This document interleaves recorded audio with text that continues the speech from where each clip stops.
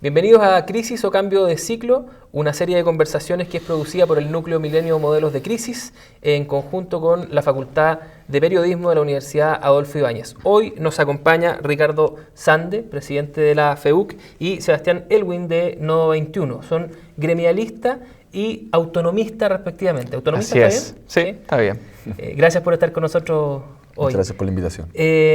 A ver, dentro de las conversaciones que hasta ahora hemos estado sosteniendo sobre el concepto de crisis o sobre la idea de un cambio de ciclo, muy probablemente ustedes van a estar seteados en la cabeza de todas las personas que nos vean como aquellos que representan lo que viene o lo que está haciendo. Ustedes ya son protagonistas de una parte de esta historia nueva del ciclo político, pero hay una gran cantidad de perplejidad a nivel de las personas y sobre todo de la élite para tratar de desentrañar qué es lo que perfila a este ciclo político en el cual estamos viviendo hoy, qué es lo que lo determina, qué es lo que lo caracteriza. Y yo les quiero preguntar justo al revés, es decir, ustedes como asumo son representantes de aquello que está emergiendo, ¿cierto? ¿Qué es lo que ven hacia atrás? ¿Qué ven?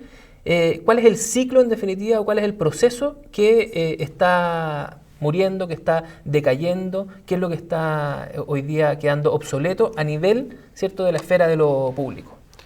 Mira, a ver, es muy amplia tu pregunta. Yo creo que no se ha abierto necesariamente aún un nuevo ciclo y sería demasiado apresurado hoy día decir también que el ciclo existente terminó. Ahora, a tu pregunta, ¿cuál es el ciclo que viene decayendo, muriendo, podríamos decir? Es, creo yo, el ciclo de la transición. Creo que es el ciclo cuyas reglas y principios se instauran en el proceso de derrocamiento de la dictadura. En términos políticos, uno puede decir que económicamente hay una continuidad, pero en términos políticos se inicia ahí, con las posteriores negociaciones y con la instalación de la concertación. En términos de principios políticos, creo que está obviamente muy caracterizado por muchas cosas que nosotros sabemos, por esta fuerte de bipartidismo que es en Chile son dos coaliciones, la política de los consensos. Y yo creo que además una cuestión relevante que hoy día es la que además tiene más enfrentada la política con la sociedad es, creería yo, por un lado, que la tarea de la construcción del Estado está exclusivamente reducida a la política profesional, por un lado, y a la única clase que es capaz de actuar como clase en Chile, que es el empresariado. Entonces, la sociedad no puede acceder a la construcción del Estado. Y eso yo creo que cada vez más patente. O sea, hay una presión de los estudiantes o los actores de la educación por construir una contrarreforma educacional. Lo mismo pasa en el ámbito laboral, etcétera. Una serie de ámbitos de acceder a la construcción del Estado, que es imposible en el marco de este Estado. Y por otro lado, también un ciclo que está marcado por el Estado subsidiario, es decir, una versión que podríamos llamar norcoreana del capitalismo, un capitalismo muy extremo, y contra qué es lo que está, creo yo, hoy día resistiendo la sociedad, es contra lo que desde Nodo 21 hemos llamado la soledad del individuo. Esta idea de que el individuo tiene que hacerse cargo de todo por sí solo.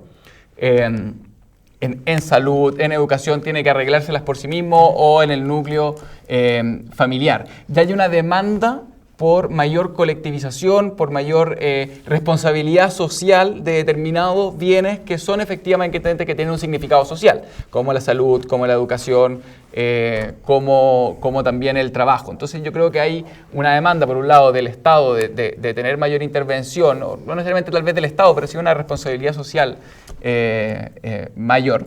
Pero como te digo, creo que el ciclo no se ha abierto aún. Entonces esto tiene todavía posibilidades de resolverse, yo creo espuriamente, pero todavía tiene posibilidades de resolverse en los marcos de algo que es parecido también a lo que existe hoy día. Creo que tampoco que hay que saltar a los cantos de sirena de los que creen que el modelo se derrumbó y nadie puede volver a reconstruirlo. Creo que esta cosa puede seguir cayendo paulatinamente. Hay gobiernos que se han sostenido con el 10% de legitimidad y eso tiene una inercia muy grande. Entonces, creo que esa sería mi respuesta. Creo que todavía hay mucho que decir al respecto. ¿Y Ricardo? Sí, bueno, yo creo que entramos en una fase que es algo que es un cambio profundo, que es el hecho de que existen jóvenes en política que ya tal vez no se mueven tanto en el eje de dictadura o no dictadura. Y eso es algo bastante importante porque efectivamente hubo una generación completa en la cual no se hizo verdaderamente política, sino que justamente era algo prohibido o era algo más bien que era solo para algunos. Yo creo que hay una nueva rama, una nueva ola de personas que hacen política sin tanto ese estigma. Uno puede discutir si es que la presencia de esos años sigue hasta el día de hoy o no. Creo que eso es algo casi indiscutible, digamos, pero sí hay, creo yo, una nueva ola de gente que está haciendo política, dejando eso tal vez un poco más atrás y viendo hacia los próximos años. Entonces, eso genera un divorcio entre la política actual y entre los más jóvenes. ¿Por qué? Porque se discuten cosas que tal vez nosotros no nos tocó vivir y se sigue con rencillas que tal vez pasaron hace muchos años. Y yo sí creo que efectivamente, bueno, obviamente no comparto muchas de las cosas que dijo Seba, especialmente el tema de que la subsidiariedad era casi que esta especie de Norcorea. Yo creo que efectivamente la subsidiariedad es algo que no se ha entendido de la mejor forma. A mi juicio, la subsidiariedad no es solamente que el Estado no se inmiscuya en lo que hace el resto de la gente, sino que justamente es participar mucho más activamente respecto a la gente que más necesita a ese Estado. Yo creo que hoy día tenemos a un Estado que lo que hace no es preocuparse más de quien más lo necesita, sino que lo que hace justamente es perpetuar ciertos privilegios que ya llevan demasiado tiempo. Entonces, sí creo que hay que entrar en un proceso de una especie de desconcentración del poder, en el cual la política no sea algo solamente entregado a los partidos políticos, sino que la política también se pueda dar en todo ámbito de cosas.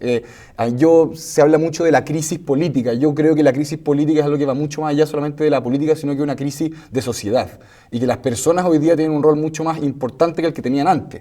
Creo que la política ya no puede ser el mero acto de ir a votar, el mero acto delegativo, sino que tiene que ser algo mucho más participativo y tiene que ser algo en donde también la política se da en todo ámbito de cosas. Entonces creo que estamos en un proceso de cambio en donde ya la política deja de ser visto como algo perverso o malo en sí mismo, sino que empieza a ser visto ya como una herramienta de cambio social y de cambio de contexto que a mi juicio nos hace muy bien, y que yo creo que gran parte de la apatía que sienten los jóvenes hoy día por la política es porque justamente ven que la política es solo para algunos y que ellos no tienen nada que hacer en sus propios entornos. Pero ambos de alguna manera apuntan hacia el mismo actor. En definitiva, el gran desafío tiene que ver con la modelación del Estado. ¿Qué es lo que le sobra y qué es lo que le falta al Estado actual? Tú decías, claro, la subsidiariedad, ya yo podría asumir que la subsidiariedad es algo que tienes que modificar, pero tomando en consideración que lo que hemos estado viviendo en el último tiempo es una resignificación entre lo público y lo privado, ¿cierto? Que durante un largo periodo de tiempo un conjunto de bienes, servicios, ¿cierto? Que la gente asumía eran servicios que por ser entregados por privados, ¿cierto? Tenían una relación cliente-usuario, ¿cierto? Hoy día se asumen con un rango de derecho y uno podría más bien tender a pensar que hay un cierto redimensionamiento de la relación con servicios, bienes, te insisto, que antes eran tomados perfectamente como privados. ¿Qué se hace ahí? ¿Qué hace el Estado, ¿cierto?, para vincularse con esa nueva realidad?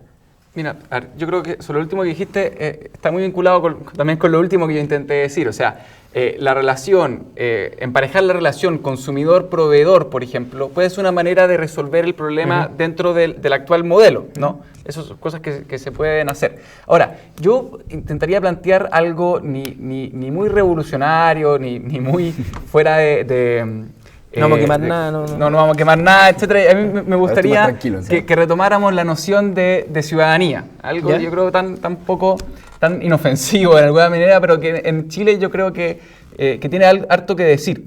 Porque en el fondo no es cierto que el Estado no ha crecido, ¿ya?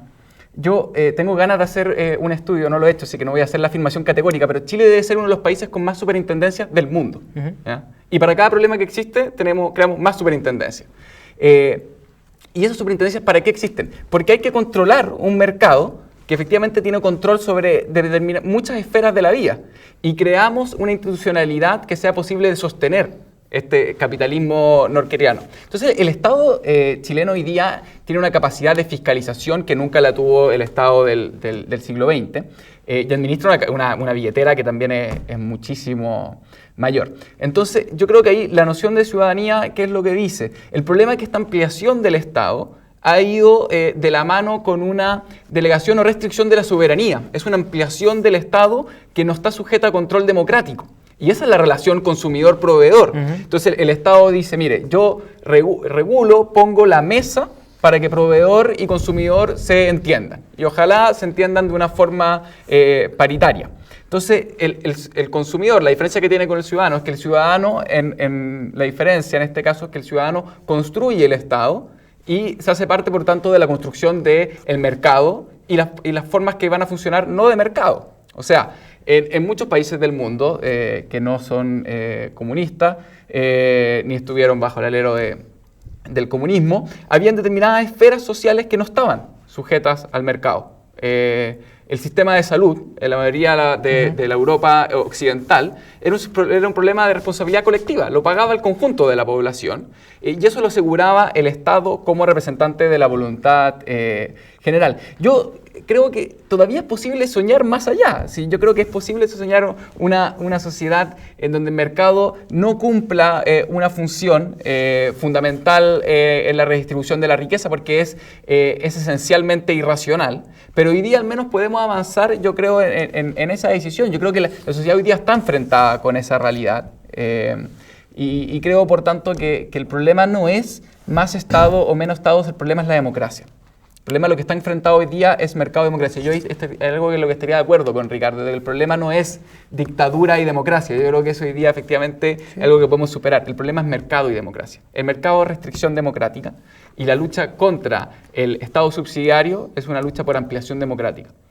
Ricardo, ¿qué No, le sobra? ¿Qué le yo falta a este Estado? yo no creo en esta dicotomía mercado-democracia y tampoco creo en esta necesidad de que todo lo público es necesariamente estatal. Y eso es algo, esa es una discusión que ha sido bastante rimbombante en el último tiempo porque importa muchísimo. Yo no solamente creo que no todo lo público tiene que ser estatal, sino que también sostengo que no todo lo estatal es necesariamente público.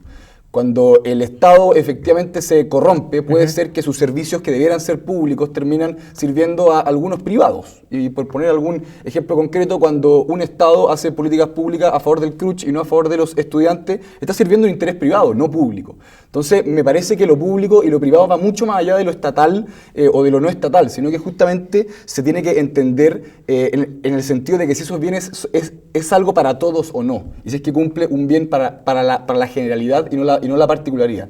Y yo sí creo que efectivamente los privados tienen un rol fundamental ahí, y yo creo que no solamente tienen un rol fundamental, sino que tienen todo el derecho de generar bienes públicos y que el Estado, más que encargarse de producirlos, él necesariamente, también debiera poner ciertas condiciones y fomentar de que los privados intervengan en lo público. Porque nosotros tenemos clarísimo, y esto es algo que sí está comprobado en todo el mundo, de que el Estado no es capaz de suplir todo lo público. Siempre le va a faltar, y los estados que han creído que sí lo puede hacer, hoy día están quebrados. Entonces, en realidad, creo que el Estado necesita también a los privados. Entonces, debiera darles una mano y también ayudarlos a que contribuyan en lo público. Yo creo que ejemplos de esos hay muchos hoy día. Entonces, esa es mi forma de entender el Estado subsidiario. Pero en lo institucional, ayuda un Estado que tiene las carencias que tú dices o las que tú señalas, ¿cómo se reformula? ¿Cuáles son las prioridades que debiese tener un Estado para atender aquello que hoy día no está atendiendo?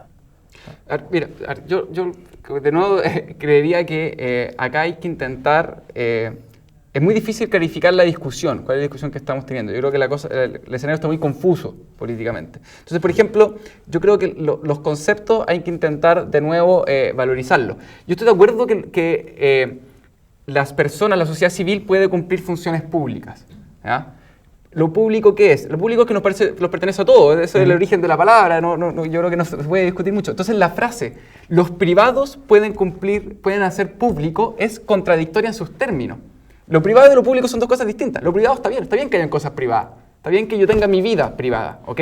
Pero lo privado es lo que yo tengo dominio sobre las cosas, privativo, y lo público es lo que nos pertenece a todos. Entonces, yo no tengo problema en que la sociedad civil cumpla roles públicos. Creo que es bueno. Creo que la experiencia de que el Estado cumpla todos los bienes públicos fracasó. Se burocratizó y en la experiencia del Estado de bienestar, etcétera. Entonces, por ejemplo, yo no tengo problema en que la Católica aspire a ser una universidad pública. No tengo un problema de principio. En principio, tal vez podría no tener un problema con eso. pero tiene que ser pública, y si es pública no puede haber propiedad. No puede tener derecho de propiedad, porque nos tiene que pertenecer a todos. Veamos la manera en que nos va a pertenecer a todos, tal vez no siendo estatal. Tal vez tiene que tener un cierto control democrático. Tal vez sus estatutos tienen que ser aprobados por ley, por ejemplo.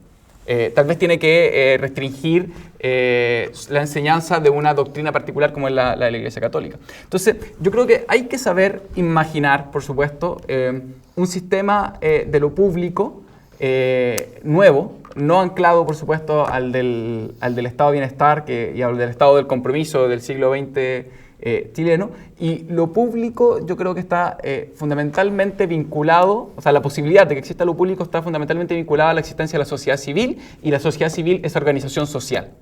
La sociedad civil, cuando todos concurren como individuos, la famosa frase de Thatcher de que no existe la sociedad, solo existen los individuos y sus familias, entonces no hay sociedad civil.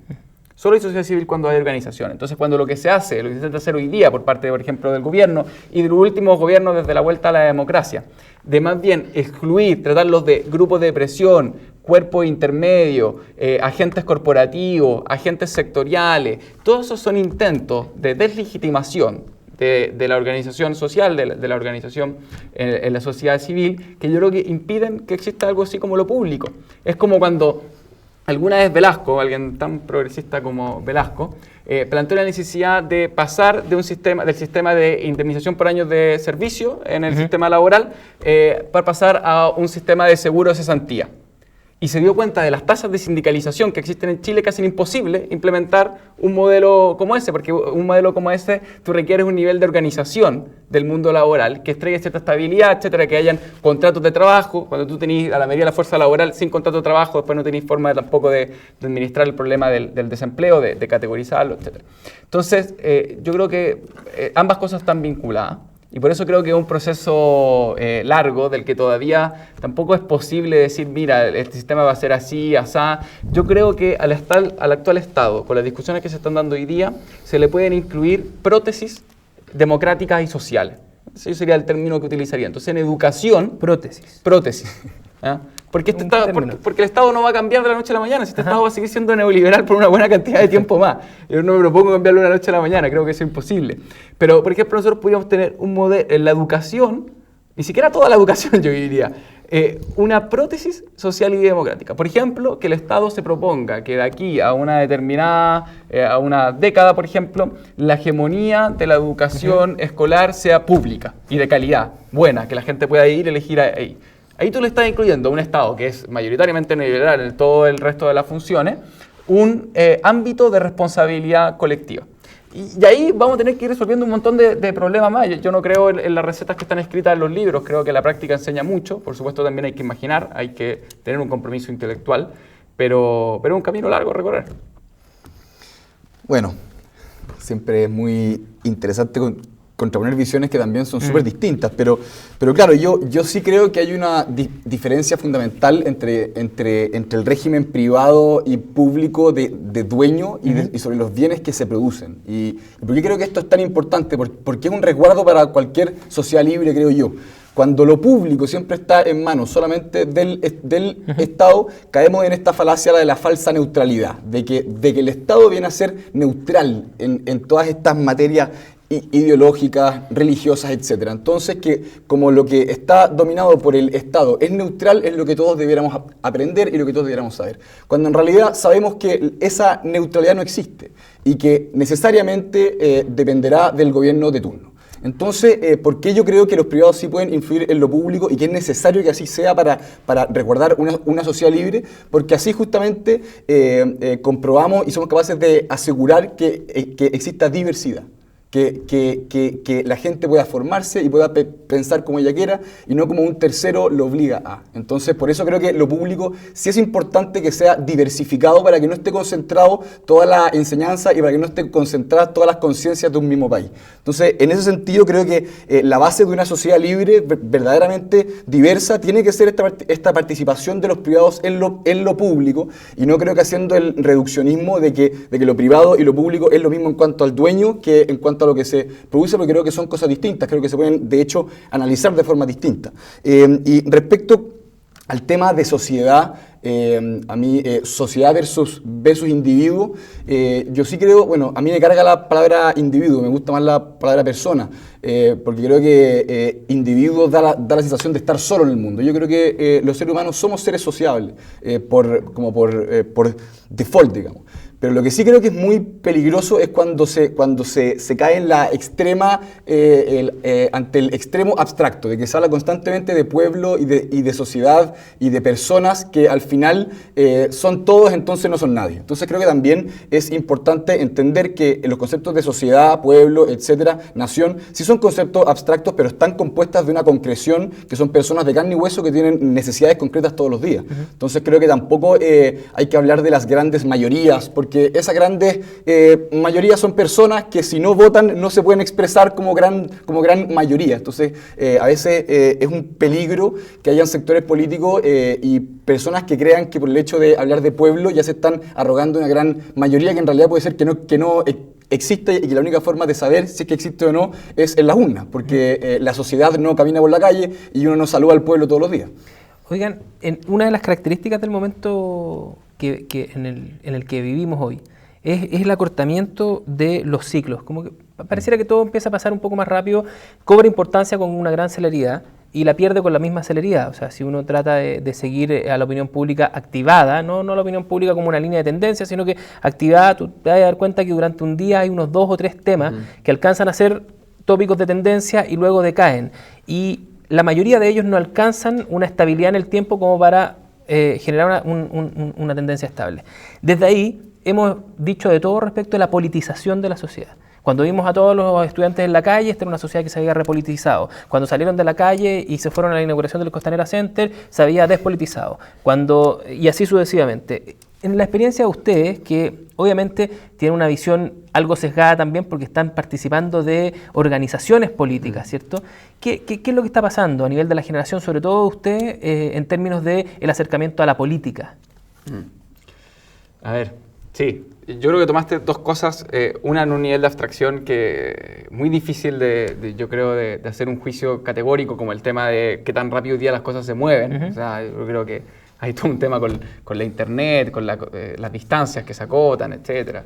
En fin. Pero respecto a lo que tú mencionaste, a ver, yo creo que el desafío de una generación como la nuestra y de una organización como la mía es decir, a ver, hay dos mundos, por ejemplo, que todavía están muy separados, ¿ya? Yo vengo de una universidad tradicional. Mi lugar de formación política, además, es una de las universidades más tradicionales de Chile, tal vez la más, que es la Universidad de Chile. Sande también de la Universidad Católica, seguramente estará de acuerdo conmigo. Pero todo el mundo nuevo que están haciendo, no están haciendo en ese mundo que proviene más del siglo XX. ¿Ya? La Universidad de Chile es una institución que ha logrado resistir de alguna manera, ¿no? Con muy buenos resultados. Sin embargo, igual aquí estamos FEUC y FECH. Y ese es un problema. Sí. Ese es un problema, porque en la medida en que nosotros solo, por ejemplo, el día de mañana en que mi organización diga, nosotros vamos a representar a los estudiantes del CONFECH o del CRUCH, digamos mejor, morimos como proyecto político, porque somos representantes de lo viejo. Lo interesante hoy día es precisamente este sujeto que es hijo del neoliberalismo, que se formó su subjetividad en el neoliberalismo y que tiene estas contradicciones de ir a marchar y ir al Costanera Center. Yo entiendo que es una categoría que nos cuesta mucho de asir, pero eso es lo que es la realidad. Entonces, en la medida, por ejemplo, y el caso que yo he estado dando todo este tiempo, que el del movimiento estudiantil. El gran desafío del movimiento estudiantil es juntar esos dos mundos. El mundo que se expresa con mayor capacidad de presión, de punch político, de presión al Estado, etcétera, es el mundo tradicional, el mundo de la universidad, del consejo rector, etcétera, el mundo que sostiene la base del CONFECH, etcétera. Pero en la medida en que nosotros seamos capaces de incluir a estas universidades, centros de formación técnica, IPs gigantescos que existen, que sufren lo más extremo de la educación de mercado, ahí, bueno, nosotros vamos a estar incorporando y realmente la posibilidad.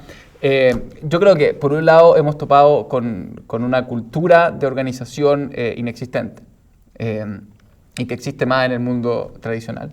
Segundo, contra el interés consciente de las autoridades, etcétera, de esas universidades o institutos de educación en general, de no querer de que se organicen. Creo que esos han sido los dos factores principales, porque organización ha existido, entonces uno no puede decir que hay gente que no le gusta organizarse. Hay muchas federaciones hoy día, la Universidad Santo Tomás, la Universidad Andrés Bello, la Universidad Finisterra, etcétera. Son una serie de, bueno, para qué decir, la Diego Portales, la Alberto Hurtado, la misma Adolfo Ibáñez, que son universidades que han intentado también acercarse un poco más a una forma más de las universidades tradicionales. Pero creo que eso está ocurriendo. Y a mí me interesa mucho, o sea, que nosotros seamos capaces de interpretar nuevas formas de resistencia. Creo que esto está asumido generalmente una perspectiva muy, muy posmoderna, como que ya no existe la organización, ya no existe la orientación racional, ya no se pueden jerarquizar objetivos, etc. Yo no me compro nada de eso, pero ¿por qué hoy día un joven decide no consumir Coca-Cola, no ir al McDonald's, ser vegetariano? Hay una resistencia. ¿Ya? Hay una resistencia de esa subjetividad que es hija del modelo, contra lo que principalmente el modelo le dio. El modelo le dio, tú vas a poder comprar en McDonald's, vas a poder ir al Costanera Center, etc. Y vas a poder no comprar también. Sí. Exacto. Y ahí generó una subjetividad que también es capaz de resistir. ¿Ya? ¿Qué es la subjetividad? Entonces, no es la subjetividad que se está creando en las universidades tradicionales, tampoco es la que existe en la CUT, por ejemplo. Si la CUT también es un órgano tradicional. Y el gran desafío que creo yo tengo hoy día en la organización sindical es organizar a la gente que está en los call centers, a los guardias de seguridad, que son miles en este país, que son personas que están en un sujeto de precarización, sujeto al subcontrato, a estas modalidades nuevas de trabajo, que también, como digo de nuevo, son una subjetividad distinta. Creo que ese es un poco el desafío. ¿Y se te politiza a ti tu universo de referencia o se despolitiza? No me refiero solamente a la variante electoral, me refiero a la variante del interés sobre los temas públicos. Pero creo que, claro, es curioso porque a veces se ve como si fuera algo positivo o negativo, de que estar politizado es algo bueno. Por ejemplo, cuando hablan de ir al Costanera Center. Si alguien quiere ir al Costanera Center y es feliz, me parece excelente que lo haga, y si a alguien le parece que su camino es ir a una marcha, excelente, muy bien por él. Podríamos estar haciendo este programa en el Costanera Center, no claro, nada. Me parece que hay una noción de como superioridad moral del que hace política. Y esto es muy de la Universidad Católica y de la Universidad de Chile, muy de la Universidad Católica y la Universidad de Chile. Yo me movilizo, yo marcho, yo estoy en la Confech, por lo tanto, soy mejor que alguna persona que está en una universidad Cotamil o una universidad fuera del CRUCH, porque ellos solamente estudian, cuando en realidad estudiar y querer sacar una carrera, a mi juicio, es algo bastante legítimo. No todas las personas les interesa la política, por suerte, ¿no? Si no sería, creo yo, algo bastante catastrófico. O sea, si es que todos fueran políticos, no si a todos les interesaba. ¿Por qué? Porque yo creo que la política no es y no puede ser de los políticos. La política es de aquellos que necesitan de la política para poder vivir con dignidad. Entonces, me parece que hoy día la gente que está despolitizada, la gente que no tiene idea de qué es lo que está pasando y la gente que no va a ninguna marcha y no va a ir a ninguna marcha, es justamente la gente que no pudo entrar a las universidades, es justamente la gente que no puede ir a una marcha porque estudia en un CFT y un IP y tiene que trabajar al mismo tiempo que tiene que estudiar. Entonces, creo que todo esto de la noción politizada y despolitizada es de una élite, porque la élite puede darse el lujo hoy día de estar politizada. La no élite no tiene el lujo de estar politizada, porque tiene muchas cosas que hacer. Entonces creo que esto de la noción de estar politizado o de despolitizado a veces se le da mucho más peso del que verdaderamente tiene. Somos personas que tienen intereses distintos y lo que sí hay que cambiar de todas maneras es que las personas que sí les interesa entrar en el mundo de lo público efectivamente ordenen y canalicen la política respecto a las personas que más necesitan de la política para poder vivir con dignidad. Entonces creo que para que una persona se interese por la política, primero tiene que dar muchos pasos mínimos. Entonces, honestamente, si a una persona común y corriente no le dan ganas de ir a marchar por la gratuidad porque tiene muchas otras prioridades y porque sabe que tal vez ni siquiera tenga la oportunidad de llegar a una universidad. Entonces, creo que faltan muchos pasos. Antes Seba hablaba de este concepto de ciudadanos. Bueno, creo que para lograr tener una concepción de ciudadanos, creo que también como país nos falta mucho, especialmente en el compromiso que tenemos con los más vulnerables hoy día. Yo creo que esa tiene que ser la meta número uno. Y yo creo que para eso sirve la política justamente, para hacer del país un lugar más justo. más que para estar en un ejercicio intelectual o de superioridad moral. Perdona, ¿puedo comentar algo que siempre a Ricardo claro. le toca después de mí? Sí, sí. Yo quiero decir que estoy bien muy de acuerdo con que tú acabas de confesar que el sistema laboral, el régimen laboral que tenemos hoy día y otros sistemas paralelos, tienen un efecto de despolitización. O sea, cuando tú dices la gente tiene muchas cosas que hacer y no se puede dedicar a la política, lo que estás diciendo finalmente es que hay dispositivos de despolitización que operan en Chile, uno de los cuales efectivamente es la necesidad de que el individuo se haga cargo en forma solitaria de proveerse todos los bienes que necesita, ya sea para subsistir, para reproducirse o para recrearse también legítimamente. Entonces, la despolitización es activa, no es una cuestión pasiva, creo yo. O sea, no es una cuestión de que estamos despolitizados como politizamos. También hay que desarticular los dispositivos que tienden a la despolitización. Por eso yo al menos soy muy partidario de la lucha política. Yo creo que la lucha política es necesaria, porque nunca la cuestión es cómo tú le dices a la política hoy día existente, al Estado, a lo que uno se quiera. Le dice, oye, descansa, espérame un poco porque yo me voy a ir a organizar a los de acá y después voy a llegar allá. La típica idea, primero me organizo, después me meto en la institucionalidad, etc. Creo que eso no sirve, no vas a ser capaz. Y cuando tenga poder, cuando tenga poder, me voy para allá. Que es la tesis de Gabriel Salazar. Si uno lee a Gabriel Salazar, él tiene toda esta cosa de las corrientes subterráneas. La tesis de la acumulación de fuerza no es solo de Gabriel Salazar, digamos, es casi todos los movimientos políticos. Pero me estoy refiriendo a alguien que ¿Sí? hoy día, contemporáneamente, es un intelectual de peso. Salazar, el trabajo de Salazar es espectacular. Lo que estoy diciendo es esa tesis de que uno puede decirle al sistema, oye, espérame que me voy a organizar y después te voy a salir a disputar. Eso no se puede hacer, porque el sistema está preocupado de despolitizarte. Y creo que eso tú lo acabas de decir y de escribir también. Yo dije algo bueno, muchas gracias por pero sí haber la dicho que lo intención, hice me parece magistral. que no estaba que la dicotomía tiene que ver con que tú sí le asignas un valor Eso es lo que pasa. adicional a la idea de que hay que repolitizar, y lo que estaba diciendo Ricardo es O sea, de hecho, lo que pasa porque es que porque yo creo en la libertad. Y bueno. porque creo que la única manera en que la humanidad ha avanzado a la libertad ha sido aumentando la autonomía de los individuos. Y que los individuos, en alguna medida, es el tema de cómo nosotros vamos haciendo que la humanidad cada vez tenga posibilidad de potenciar su creatividad, las cosas que realiza, la potencialidad que tiene de desarrollar su vida, etc. Y eso requiere, obviamente, ser capaz de moldear la sociedad, de planificarla de alguna manera, por ejemplo, aumentar el tiempo libre. Eso va a ser fundamental. O sea, cuando tú vas agobiando laboralmente y de responsabilidad de la gente, por supuesto que vas disminuyendo la libertad. Sí, yo quería decir algo chico que nombró una palabra que a mi juicio es fundamental y que nos une a los dos, es de las pocas cosas, que es la palabra autonomía. Y eso es justamente a lo que yo voy. Con que la despolitización y la politización no es verdaderamente la verdadera discusión, sino que la discusión es la participación, a mi juicio. ¿Por qué? Porque Seba cree que la politización es algo positivo. A mí, en realidad, si es que esa persona decide politizarse y trabajar en función de una acción política, bien, pero si decide no hacerlo, bien también por él. Lo que yo sí creo que es fundamental, y es algo que tú también tocaste, y yo creo que es muy importante y es algo que hoy día en Chile no existe, es autonomía justamente a la hora de participar. O sea, los individuos cuando quieren poner sus capacidades y su creatividad al servicio de otros, se encuentran con que la gran mayoría de los gremios y las asociaciones intermedias hoy día en Chile están controladas por los mismos partidos políticos. Entonces, en realidad, la posibilidad de participar políticamente y de ellos autónomamente llevar sus inquietudes al poder político no existe. Porque los partidos políticos, que son los mismos que gobiernan o que son oposición, son los que controlan esos grupos intermedios y esos cuerpos que deberían ser autónomos. Entonces, en realidad, a lo que yo voy cuando hablo de participación, que puede ser política o no política, sino de una participación gremial, justamente, si es que ese espacio está instrumentalizado, él no puede participar, tenga el tiempo o no, porque existe gente que controla ese espacio y que lo usa para sus propios intereses. Entonces el gremialismo es neutral, eso es lo que me quiere fundamentar. No. Nosotros sí hacemos política, pero política universitaria.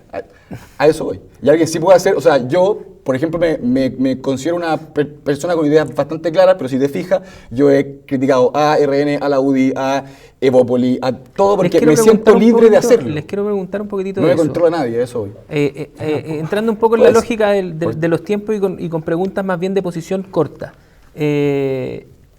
¿cuál es la opinión que a ustedes les merece el actual sistema de partido, el actual esquema de partido? ¿Qué tan representado? Esquema o sistema, porque son dos cosas Sistema. distintas. Ya. Aquí nos vamos a dar un lujo, supongo, ¿no? Bueno, muy pobre. Yo creo que de primera es muy pobre en su diseño inicial. Creo que intentar copiar el sistema español post-Franco, el sistema de la Quinta República francés, o sea, el sistema de los Sí. dos grandes partidos, etcétera, con esta alianza y todo el cuento, de partida es de una pobreza creativa y que no es compatible, aparte yo creo, con nuestra historia. Multipartidista, me refiero.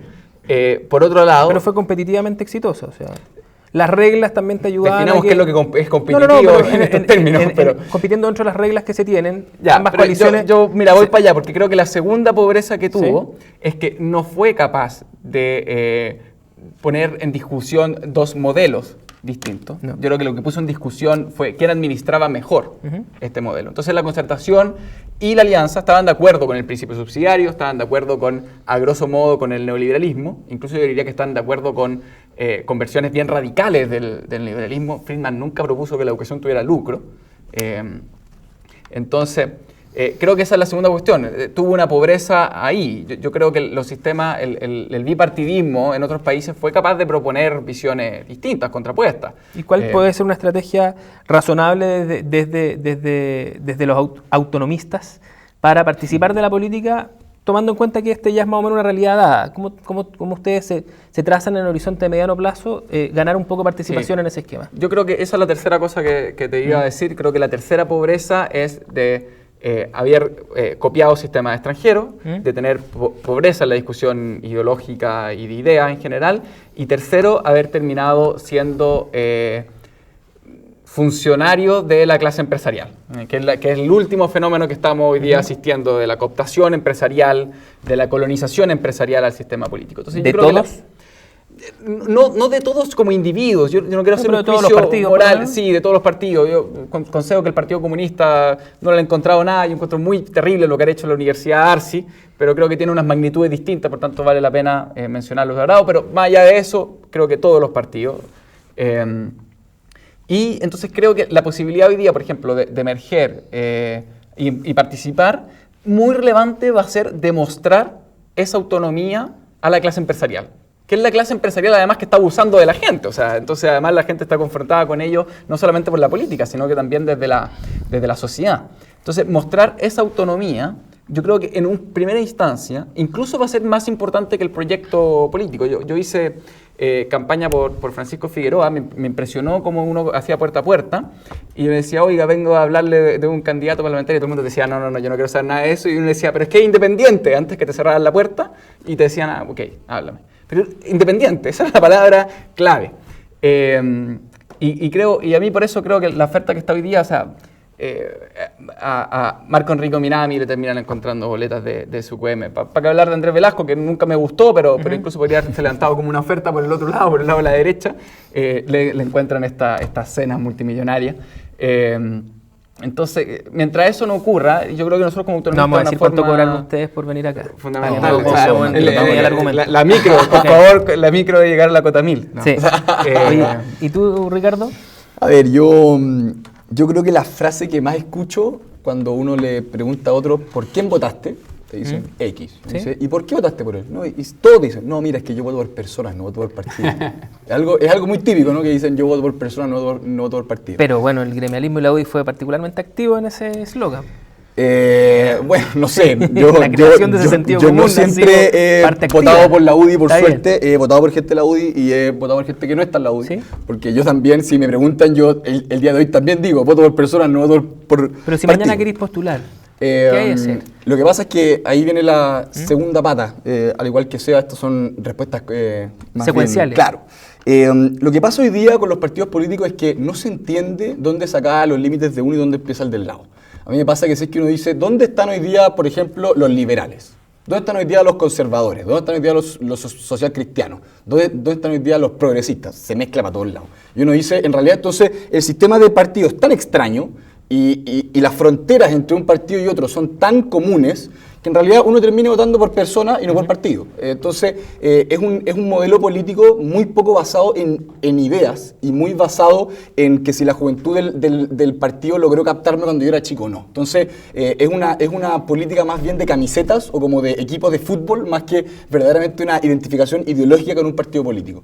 Y en ese sentido, yo sí creo que es muy bueno que hoy día se empiece a diversificar la oferta política. Yo discrepo con Seba, y esto fue algo que también discrepado con mucha gente últimamente cuando hablamos de los partidos políticos, cuando la gente dice, no, lo que falta es partidos políticos verdaderamente comprometidos con tal o cual idea, porque eso es como si yo estuviera pidiendo que hubieran más partidos más de izquierda, que en realidad no es mi caso. Yo no le quiero pedir a los partidos que sean más de izquierda, pero sí comparto con Seba el hecho de que sí hay que dejar mucho más claros los límites de la política. O sea, hay una confusión, yo no creo esto de la clase empresarial, de generalización, que son todos malos, pero efectivamente nos hemos dado cuenta que hay varios que son malos. Entonces, en realidad, esa mezcla nos ha hecho muy mal. Entonces, no solamente está el tema ideológico de que los partidos no se entienden cuál es uno y cuál es el del lado, sino que también todos nos producen desconfianza. Entonces, en realidad, nadie quiere formar parte de un partido político hoy día. Nadie. Solo para terminar, y ahora sí que es súper breve, ¿quién tiene que financiar la política? El Estado. ¿Ya? Las personas. ¿A través de? De las personas. ¿Donaciones? ¿Con límite, sin límite? Sin límite. ¿Te molestan las donaciones pero de las no me llame personas? yo. Me da lo mismo. ¿Te molestan No, yo creería efectivamente un sistema mixto bien regulado, etcétera. Solamente las personas, no las personas. Ambos sacamos a las jurídicas. empresas. Sí. ¿Sí? O sea, Yo no tengo problema con que la UDI se financia con empresas. Si una empresa le quiere dar plata a un partido político y lo quieren poner en su sitio web, me parece excelente. Siempre y cuando sea transparente y todos sepan quién financia quién. En Estados Unidos las empresas dan cifras millonarias y todos saben quién financia quién. Y lo hacen por toda clase de cosas. Y forzando, también por favor, breve, forzando la definición. Si mañana ustedes tienen que diseñar a un candidato presidencial de la izquierda, un candidato presidencial de la derecha, lo vamos a poner en términos así, ni de centro izquierda, ni de centro, un poco para caricaturizarlo solamente, ¿qué tendría que tener? ¿Cuáles serían dos atributos fundamentales que tú te gustaría ver en una oferta de izquierda puesta en una campaña electoral? Un programa claramente social y democrático, como el que tenía la Concertación en el año 90. ¿Ya? Y un personaje que dé garantía de ser un proyecto colectivo y de independencia y autonomía del sector empresarial, para no decir clase. Ya. Me huele que todavía no hay de eso, ¿no? No. Ya. ¿Y son una especie en extinción. ¿Qué te gustaría en ese? Yo sí que voy a decir algo que es absolutamente extraño en política, alguien honesto. Yo creo que hoy día eso es demasiado importante, honesto y transparente. Creo que a la centro derecha en general se le olvida que la transparencia es algo que va absolutamente ligado a la libertad, absolutamente ligado. Y alguien con las ideas bastante claras y que sea capaz de transparentarlas. Otra cosa que se le olvida bastante a la derecha y centro derecha, decir cuáles son las ideas que están dispuestos a defender, con qué límites, etcétera, y eso ojalá dicho con anterioridad para no encontrarnos con sorpresas. Bueno, yo a nombre del Núcleo Milenio Modelos de Crisis quiero agradecerle a Ricardo Sande y a Sebastián Elwin por haber estado con nosotros hoy día. Ha sido tremendamente interesante, lamentablemente esto tiene un tiempo acotado, pero yo creo que vamos a seguir conversando un largo rato, así que muchas gracias. Muchas gracias. Y a ustedes los dejamos invitados a seguir viendo este ciclo de conversaciones del Núcleo Milenio Modelos de Crisis en conjunto con la Escuela de Periodismo de la Universidad Adolfo Ibáñez. ¿Crisis o cambio de ciclo? Gracias.